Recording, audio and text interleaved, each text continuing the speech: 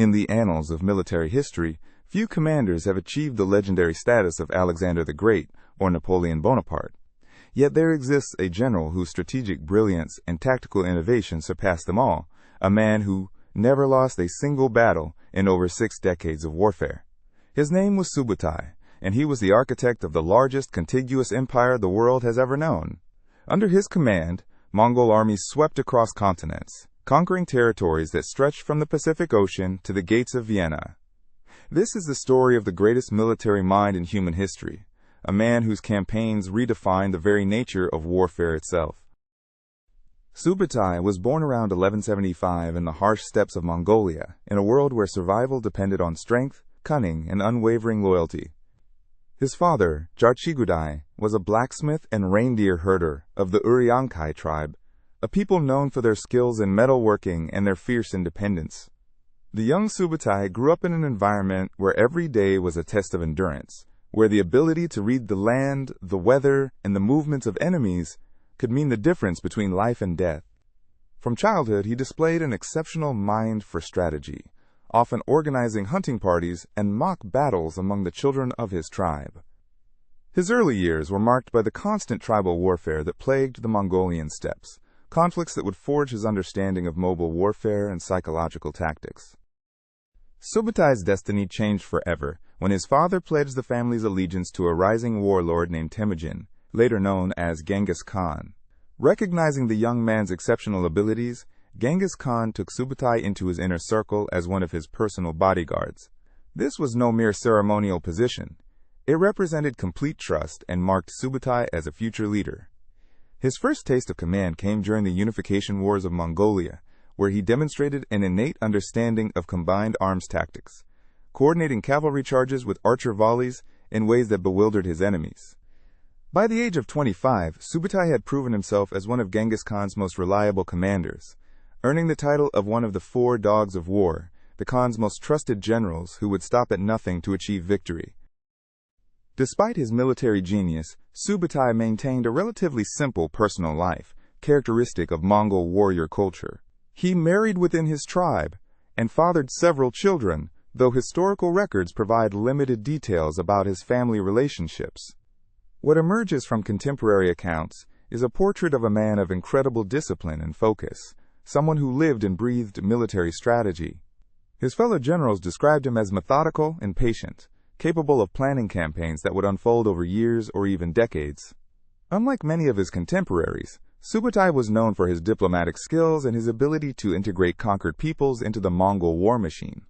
He possessed an unusual gift for understanding different cultures and military traditions, allowing him to adapt and improve Mongol tactics by incorporating the best elements from defeated enemies.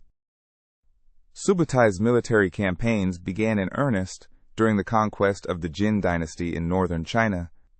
Here, he first demonstrated his mastery of siege warfare, a skill that would become legendary.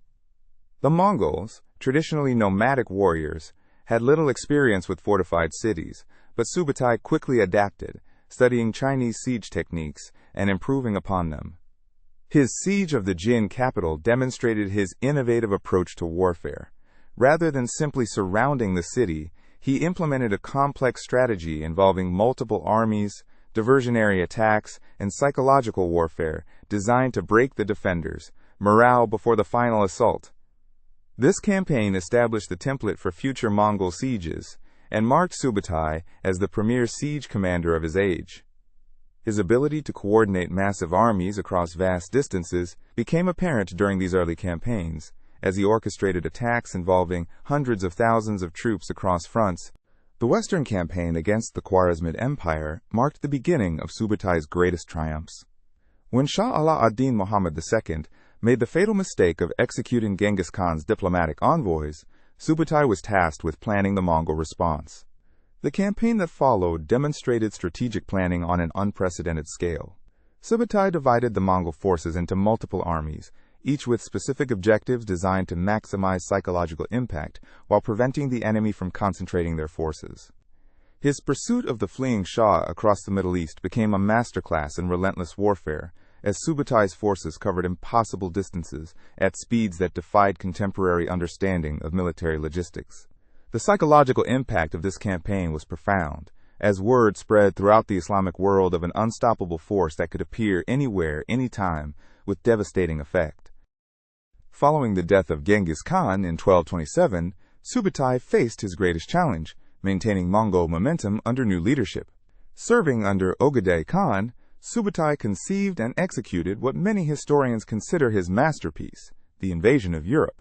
This campaign demonstrated strategic thinking on a continental scale, involving precise coordination between multiple army groups separated by thousands of miles. The Battle of Mohi in Hungary showcased Subutai's tactical genius at its peak.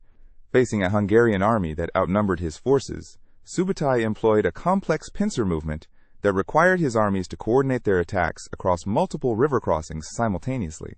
The battle began at dawn with a feint attack that drew the Hungarian cavalry into a carefully prepared trap, while Subutai's main force crossed the Sajo River under cover of darkness to attack from an unexpected direction.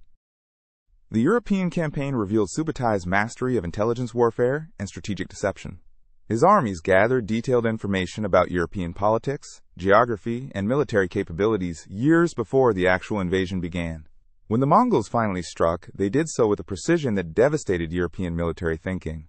The coordinated conquest of Poland and Hungary demonstrated operational planning that would not be matched until the 20th century.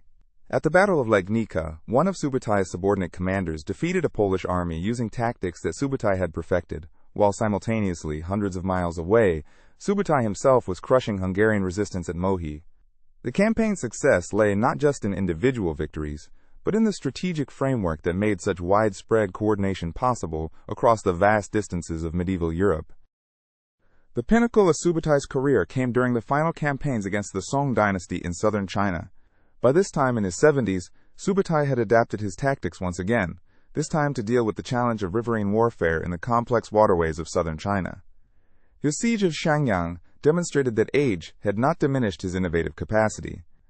The city, considered impregnable due to its position on the Han River and its massive fortifications, fell to a campaign that combined traditional Mongol mobility with sophisticated naval tactics and cutting-edge siege technology. Subutai's engineers built a fleet of siege ships and floating bridges that allowed Mongol cavalry to operate effectively in terrain that should have nullified their advantages. The psychological impact of this victory was immense, as it proved that no defensive position, no matter how strong, could withstand Mongol ingenuity under Subutai's leadership. Throughout his campaigns, Subutai revolutionized military communications and logistics. He established a system of relay stations and messengers that could transmit information across the Mongol Empire faster than any contemporary communication network. His understanding of supply lines and logistics allowed Mongol armies to campaign in regions where other armies would have starved or been forced to retreat. The Mongol decimal system of military organization, refined under Subutai's guidance, became the foundation for military structures that influenced armies for centuries to come. His integration of siege engineers, intelligence networks, and psychological warfare created a military machine that was centuries ahead of its time. The speed and coordination of Mongol campaigns under Subutai's direction established new paradigms for strategic thinking that military theorists still study today. Subutai's final years were marked by continued military success, even as his physical strength waned.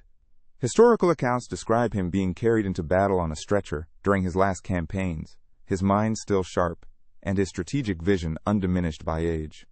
His final victory came during the siege of a Song dynasty stronghold, where his innovative use of gunpowder weapons and siegecraft demonstrated that he remained at the forefront of military technology even in his 70s.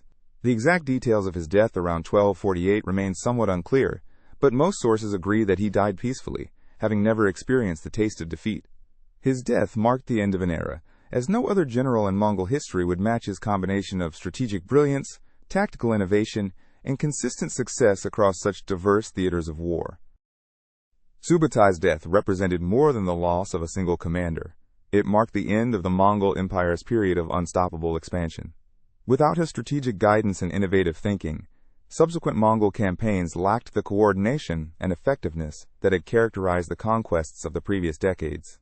The military techniques and organizational systems he developed became the foundation for armies across Eurasia, influencing military thought from China to Europe. His emphasis on intelligence gathering, rapid communication, and coordinated multi-front campaigns established principles that remain relevant to modern military strategy. The Mongol Empire he helped create facilitated trade, cultural exchange, and technological transfer across the largest contiguous land empire in human history, connecting East and West in ways that would not be matched until the modern era. The legacy of Subutai extends far beyond his military victories. His campaigns opened trade routes that would become the foundation of global commerce, connected civilizations that had previously existed in isolation, and established precedents for international diplomacy and cultural exchange. The Pax Mongolica that his victories helped establish created an environment where ideas, technologies, and goods could flow freely across continents. His military innovations influenced the development of gunpowder weapons, siegecraft, and cavalry tactics that would shape warfare for centuries. The organizational systems he developed for the Mongol military became models for subsequent empires and military formations throughout Eurasia. Modern military historians recognize Subutai as the first truly global strategist, a commander who thought and planned on a continental scale and whose campaigns established templates for combined operations that remain relevant today. In the final analysis, Subutai stands as history's greatest military strategist, a man whose 65 victories across 6 decades of warfare remain unmatched in the annals of human conflict. His ability to coordinate massive armies across impossible distances, his innovation in siege warfare and cavalry tactics, and his strategic vision that encompassed entire continents establish him as the supreme military mind in human history. Where Alexander conquered known worlds, Subutai created new ones. Where Napoleon dominated Europe, Subutai mastered Eurasia. His campaigns connected civilizations, established trade networks, and created the foundations for the modern world.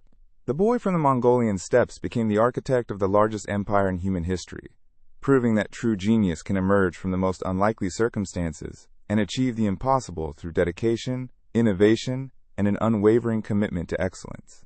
His story reminds us that the greatest victories often come not from overwhelming strength, but from superior strategy, adaptability, and the relentless pursuit of perfection in one's craft.